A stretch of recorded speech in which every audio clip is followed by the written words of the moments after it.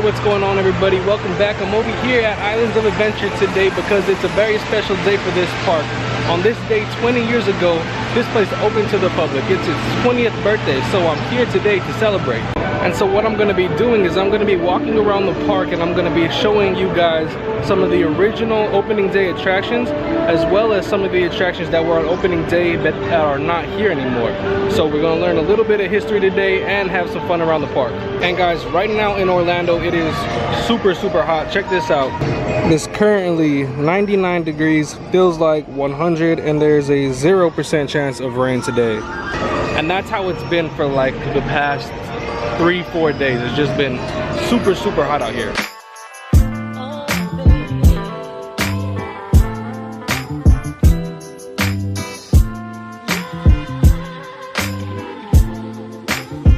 Okay guys, the Islands of Adventure opened on May 28th, 1999. And if you were to come here in that opening time, you would come down right here called the Port of Entry, and you could come over here, and there used to be an attraction right over here. This attraction was called the Island Skipper Tours, and it was a boat ride that would take you from over here in the Port of Entry at the front of the park to right over here at Jurassic Park. But this little boat ride was basically just to save guests some time. Instead of having to walk all around the park, if they wanted to go to Jurassic Park, they could just hop on this boat right here and it would take them all the way over there. And I'm pretty sure that this little section right here is where you would get on to go on the boats all the way over there. And so check it out, right here is the main walkway of the Port of Entry, and if you just keep walking this way like this, that's where the little dock is. And right here looks like the gate where you would walk in to go on to the boats. And the Island Skipper Tours only lasted 4 years. They closed in 2003 due to fuel and maintenance costs. But it is still pretty cool that you can come over and see one of the original opening day attractions that is gone now, right over here, right in front of the park at the Port of Entry. If you just want to come check this out, it's right over here by the designated smoking section. Just look over here. Just a little fun fact, this main lagoon over here in Islands of Adventure, this is called the Great Inland Sea. Continuing on, let's head over here into Marvel Superhero Island. Now what's pretty cool about Marvel Superhero Island is that all 3 main attractions over here in this land are opening day attractions. You have the Incredible Hulk roller coaster, even though that did get like a kind of theme, not a re-theme, a reskin kind of. They upgraded it a couple years ago. But the Amazing Spider-Man ride is still here, as well as Dr. Doom's Fearfall. And so actually right now, let's head on to the Amazing Adventures of Spider-Man. Single rider line. Regular line is a 40-minute wait. This is actually a pretty long single rider line. It's all the way out here. Usually the line will start in that room right there. So I'm not actually going to get on Spider-Man because it's too long of a wait, and I want to make sure that I can get around the whole park and show you guys all of the opening day attractions as well as some other stuff. So I got to skip that, but I will put in some Spider-Man ride footage right now. Spider-Man, Spider-Man, does whatever a spider can. Spins a web any size, catches speed, just like flies. Look out, here comes a Spider-Man. Is he strong? Listen up, he's got radioactive blood. Can you swim from the thread? Take a look overhead. Hey there goes a Spider-Man. And here is the next opening day attraction, Dr. Doom's Fearfall. One of the scariest rides in my opinion over here. Check this out. Shoots you all the way up there, down and up, and then the ride is pretty much over after that. Got Cyclops out here. Him and the X-Men have been meeting over here in Marvel Superhero Island since opening day. And of course, my favorite, the last attraction opening day, is the Incredible Hulk. Like I said, it got kind of a re-theme of the queue, new skin pretty much. But overall, it is the same roller coaster track. So I'm gonna head on this.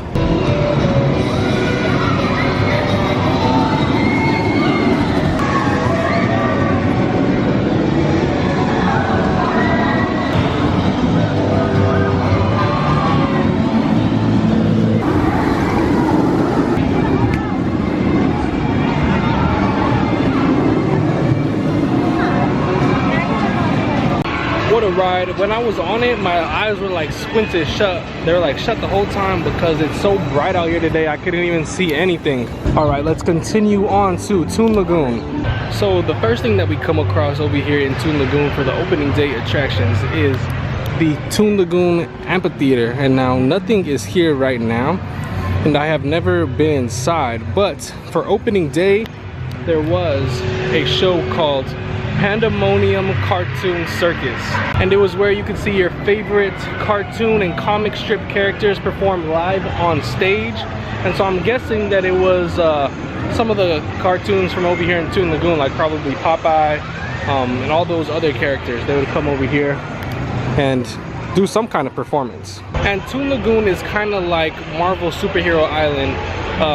The things that are here now were pretty much here on opening day.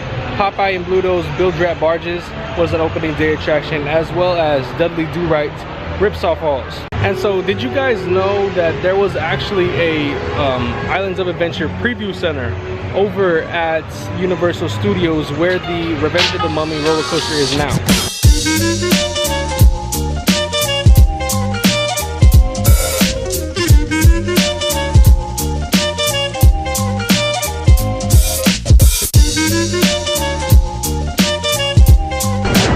Like I said, here is Popeye and Bluto's Bilge Rat Barges. I still have yet to go on this ride because I do not want to get as wet as people get on here. Like, people get obnoxiously wet on this ride and Dudley Do-Right Ripsaw Falls. And that's just not something that is in my plans most of the days.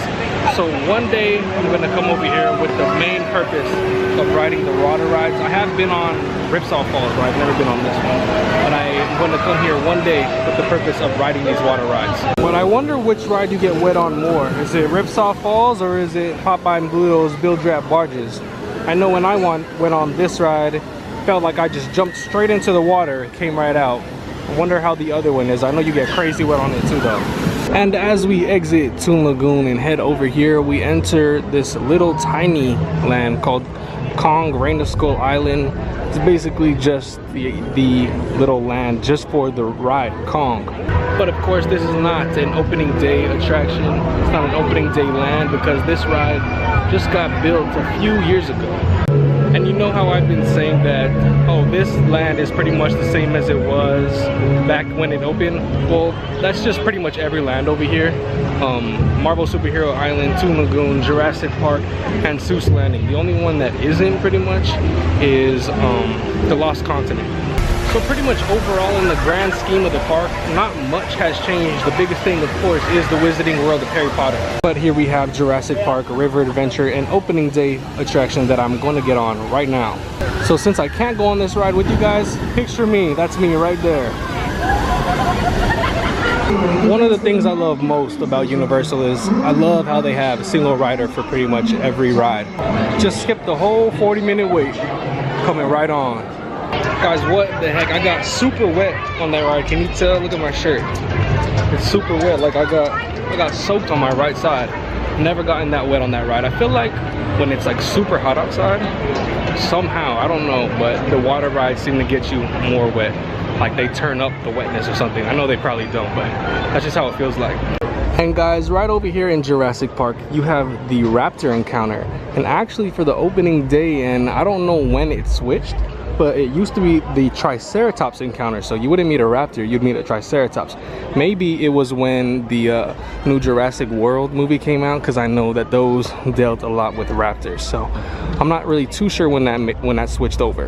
Guys, never buy bottled water at theme parks. It's super expensive. You can just go in and get as many cups of water as you like at any restaurant where they have fountain drinks. And here we are coming into Hogsmeade, the Wizarding World of Harry Potter, and this section of the park has a very interesting history. So of course this section back here, Hogwarts, Hogsmeade, the Wizarding World of Harry Potter, was not here when the park first opened. Part of this area was not even a part of the park. Like all back here was not accessible. This coaster right here used to be a unicorn themed coaster, but it was not open with the park. It opened a couple years later, and then later on got a theme switch to Harry Potter.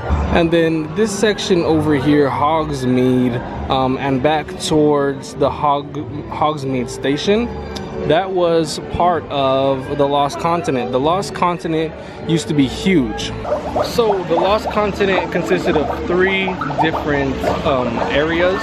One of them was the Lost City, the other was Sinbad's Bazaar, and the other one was Merlinwood. So right here is the area in which Sinbad's Bazaar would have been, and there was like a Sinbad stunt show.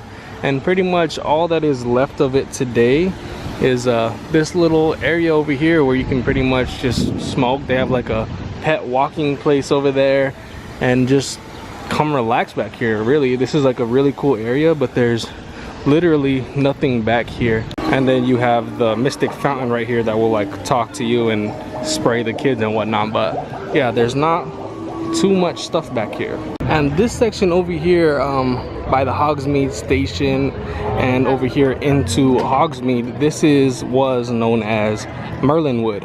And right back in this area is where a roller coaster was, and it was called Dueling Dragons, and basically was the world's first inverted dueling coasters. The 2 coasters that you could get on, there were fire and there was ice. And that roller coaster stayed over here in this area until Harry Potter moved in. The Wizarding World of Harry Potter came, and it had a name change. It was called Dragon Challenge. But now that roller coaster is completely gone, and we are getting a brand new roller coaster right in its place, and it's called Hagrid's Magical Creatures Motorbike Adventure, and it's set to open in just a couple weeks actually.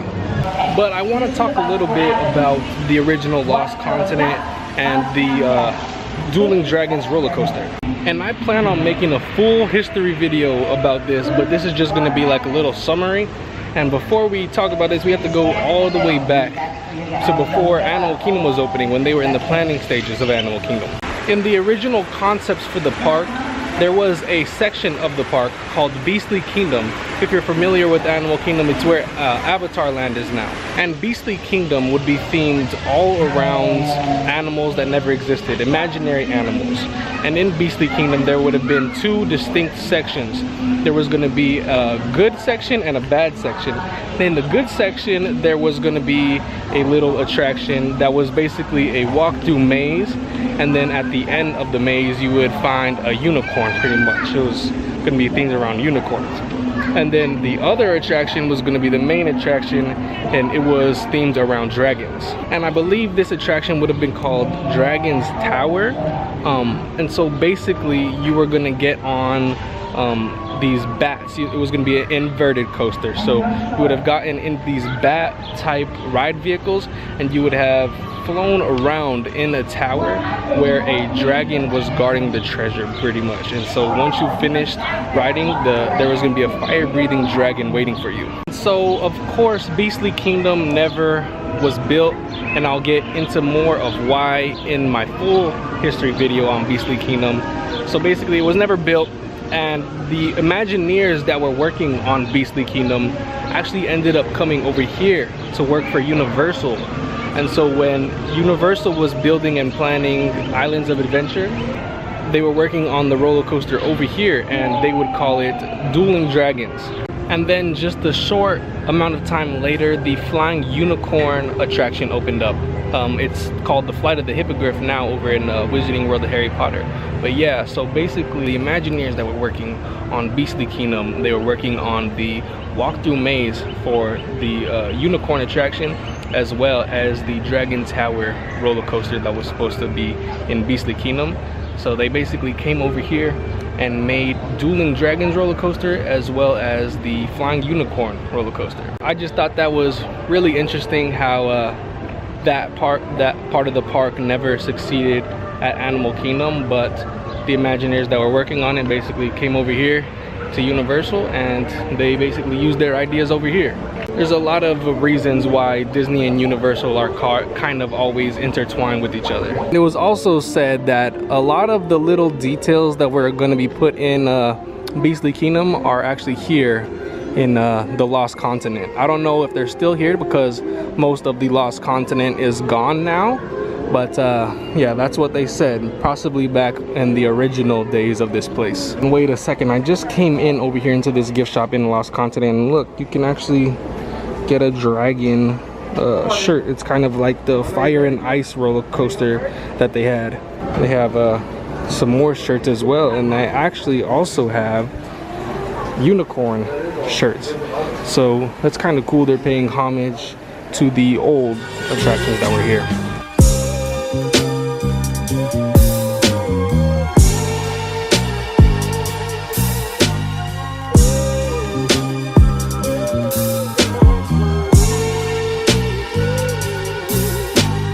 There's nothing that I really want more than for Universal to fix the Lost Continent, because it's like one of my favorite places just to walk around, and there's nothing even really to do here besides the Poseidon's Fury show. So I just really want them to bring it back to what it was, because they have a ton of space to work with over here. I mean, just the space is not even being used. Like, there's so many things that could be done. All right guys, and the last stop on our tour today, Seuss Landing. So everything here in Seuss Landing was here on opening day, except this ride right here, High in the Sky Seuss Trolley Train Ride. Although it was actually scheduled to open in 1999 with the rest of the park. It never did, however, and we don't really know why. Some people think that it was because they didn't have an evacuation plan to get guests off of the ride, because they just kind of ride on this track above the land. But the track was already installed, like, for the opening day of Seuss Landing and the whole park. Just the actual ride didn't open until 7 years later in 2006. But the Carousel, the One Fish, Two Fish, Red Fish, Blue Fish, and the Cat in the Hat attractions were all here during opening day. And so that brings us back to where we started our adventure today, over here at the port of entry. So I just have one more history thing to tell you about this park before I get out of here.